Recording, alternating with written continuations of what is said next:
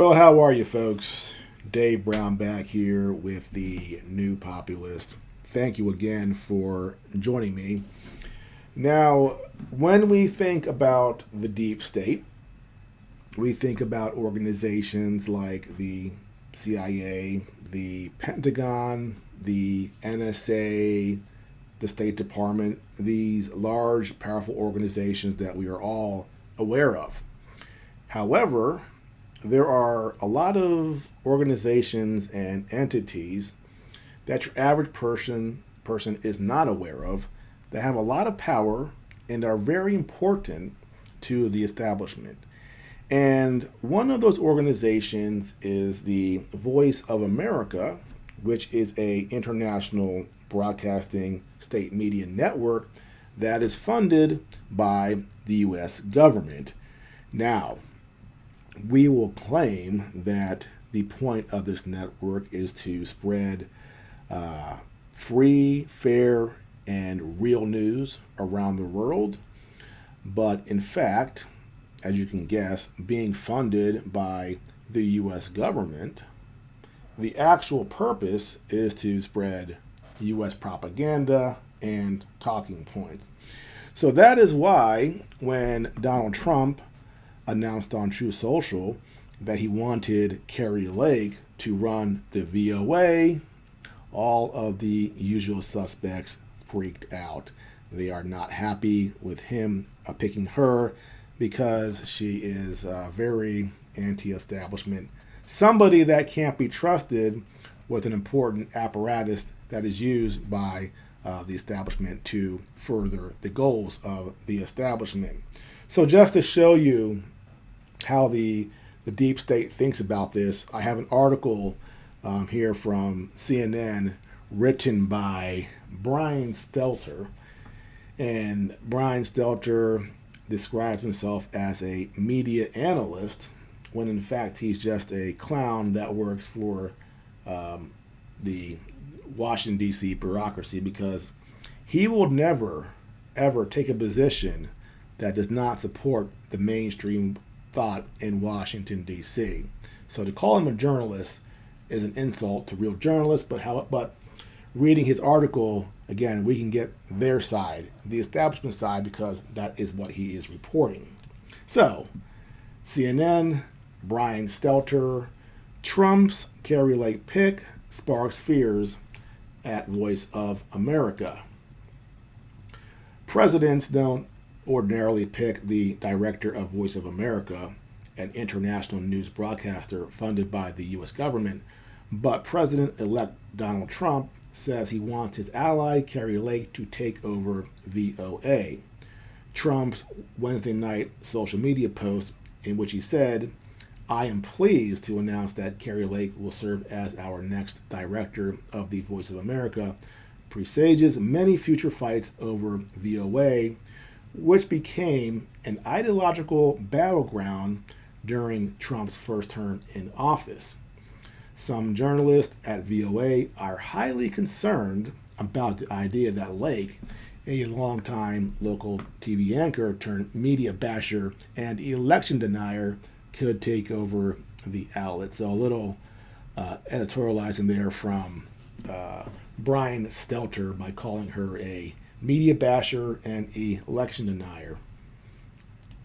Continuing, Voice of America is part of the U.S. Agency for Global Media, which also runs networks like Radio Free Europe, Radio Liberty, and the Middle East Broadcasting Networks. VOA produces award-winning journalism and in doing so promotes democratic values around the world. The U.S. government has historically portrayed VOA as a counterweight to foreign propaganda and a model for free, fair, truth-telling news coverage. And that is absolutely rich, thinking that the U.S. government's activities around the world is to spread free, fair, truth-telling news coverage. Absolute joke. Reform at the VOA. During Trump's first term in office, it took 2 years for his pick to run the agency, Michael Pack, to get confirmed by the Senate. Once PAC arrived, chaos ensued inside VOA and other parts of the agency. PAC dismissed the heads of multiple networks, stacked their boards with Trump loyalists, reportedly tried to meddle in news coverage, and brought in political appointees who investigated a VOA White House reporter for alleged anti-Trump bias. So, Trump's first term, it took 2 years for this guy to get confirmed.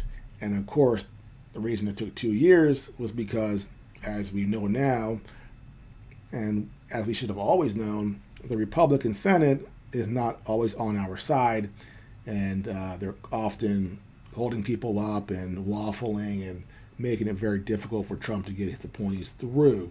But when this guy got through, he tried to implement the Trump agenda, and he's being attacked as being political and meddling in news coverage. So, again, this is why this position is important to the establishment.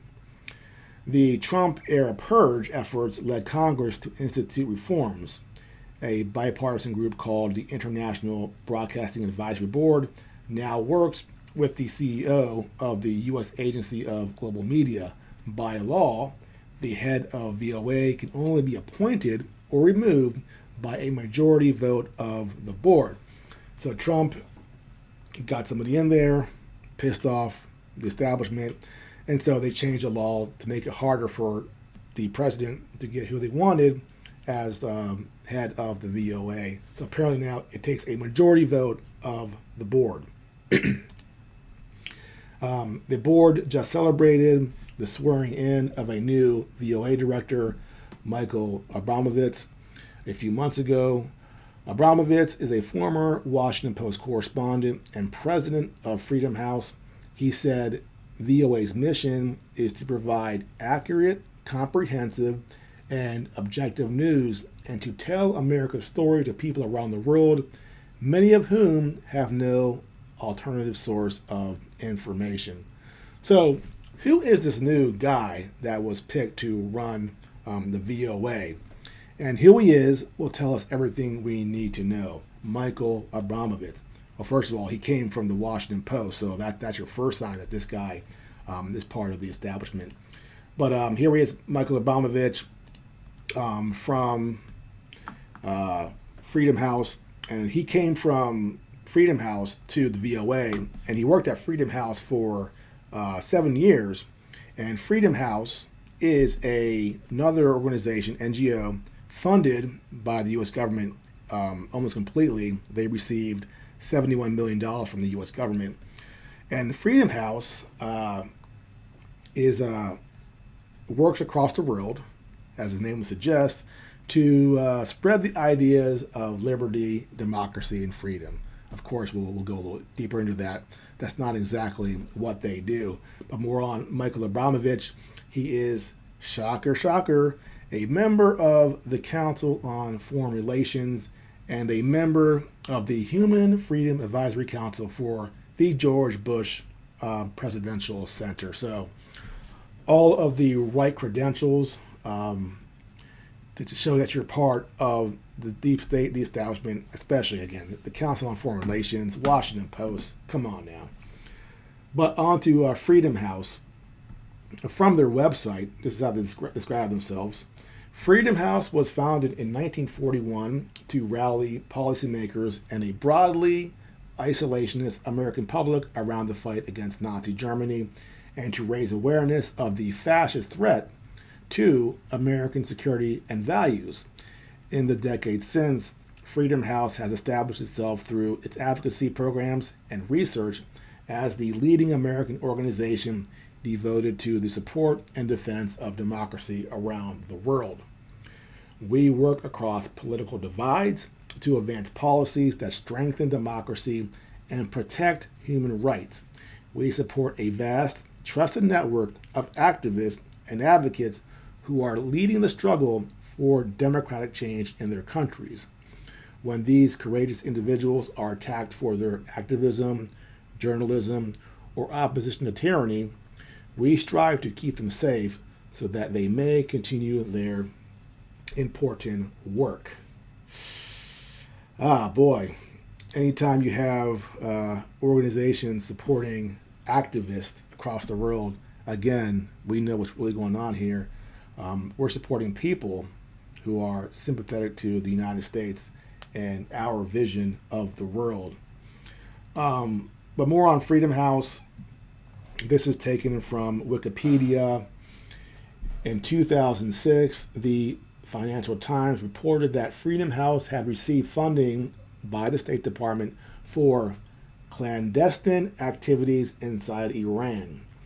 According to the Financial Times, some academics, activists, and those involved in the growing U.S. business of spreading freedom and democracy are alarmed that such semi-covert activities risk damaging the public and transparent work of other organizations and will backfire inside Iran. And who right now are we trying to go to war with? Iran. Shocker that Freedom House was working semi-clandestinely inside of Iran. And Freedom House was also working in Ukraine. Everything goes back to Ukraine. And this goes back to 2004 in Ukraine. On December 7th, 2004, former U.S. House Representative and Libertarian politician Ron Paul criticized Freedom House for allegedly administering a U.S.-funded program in Ukraine where much of that money was targeted to assist one particular candidate. Paul said one part that we do know thus far is that the U.S. government, through the U.S. Agency for International Development, USAID, granted millions of dollars to the Poland-American-Ukraine Cooperation Initiative, which is administered by the U.S.-based Freedom House. PAUCI then sent U.S. government funds to numerous Ukrainian non-governmental organizations. This would be bad enough and would in itself constitute meddling in the internal affairs of a sovereign nation. But what is worse is that many of these grantee organizations in Ukraine are blatantly in favor of presidential candidate Viktor Yushchenko.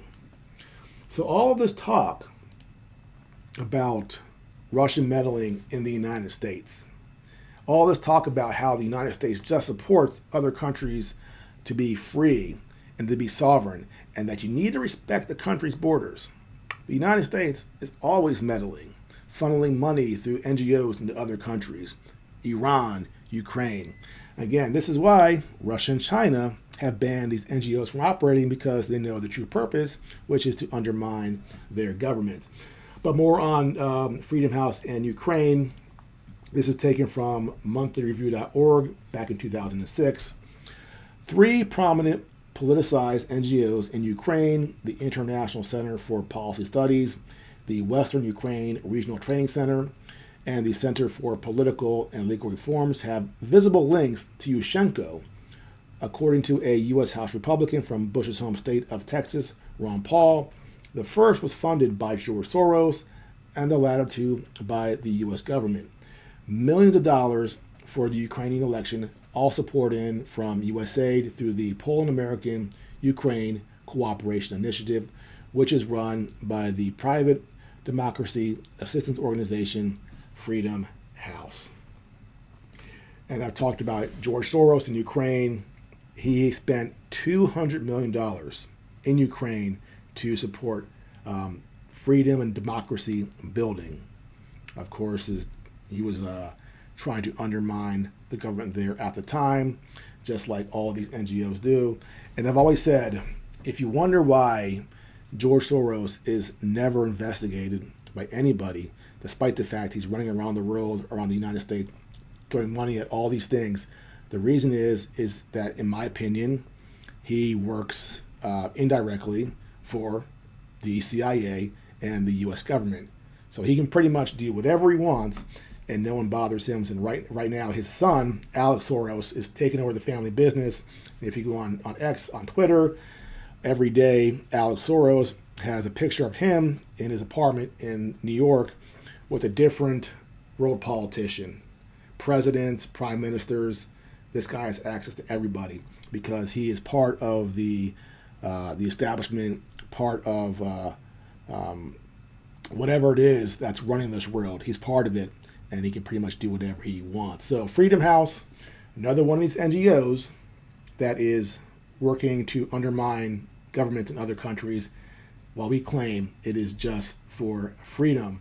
Now, on the board of trustees for Freedom House, we also have the co-chair, Jane Harman, who is also a trustee at the Aspen Institute that is funded by the Carnegie Corporation, the Rockefeller Brothers Fund, and the Gates Foundation. And Jane Harman is a huge neocon. She was a congresswoman from California, and she supports the use of American power across the world to further our goals. So she's definitely a hawk, and definitely, again, a neocon, although she was a Democrat, although that doesn't mean too much. Also on the board of trustees for Freedom House is Michael Chertoff, another Bush-era neocon who ran the Department for Homeland Security. So this guy, Michael Abramovich, who just took over at Voice of America, he ran Freedom House for the last 7 years. So he goes from one NGO now to this other governmental agency that does the same thing, spread U.S. talking points and propaganda around the world. And again, this is why it's so important to the establishment that people like Kari Lake don't get in there to run these organizations where she can put a wrench in their plans. Now, what's funny, you go into Google and you type in CIA and NGOs, and this is what the Google artificial intelligence says. This is hilarious, and it really sums everything up. The CIA uses non-governmental organizations, NGOs, for national security reasons, including infiltration and subversion. The CIA has used NGOs as conduits to groups that receive money from the CIA. The CIA has also used NGOs to implement covert operations, such as the National Endowment for Democracy. The NED is an organization that claims to support democracy abroad, but in reality, it carries out covert activities for the U.S. government. Now, why the hell Google has its AI saying that? I have no clue, because that's exactly what's going on. So somebody at Google is going to have to reprogram that AI to give a better answer that isn't just spilling the beans there. So I found that hilarious that the Google, which is of course part of the establishment, would have their AI saying that explicitly. Absolutely hilarious. So someone there is going to fix that sometime soon. So VOA, Voice of America, Kari Lake.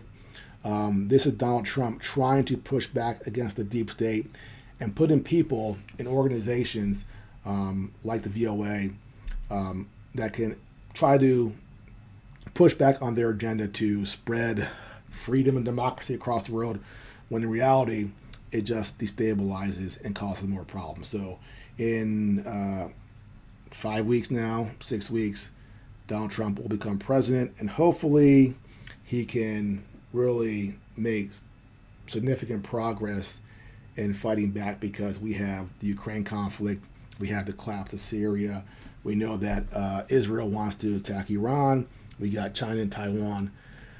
The world is a mess right now, and we need someone to clean up this mess and try to hopefully stop these wars, stop the killing, and bring back some peace and prosperity. Wouldn't that be nice? Well, that is it for now.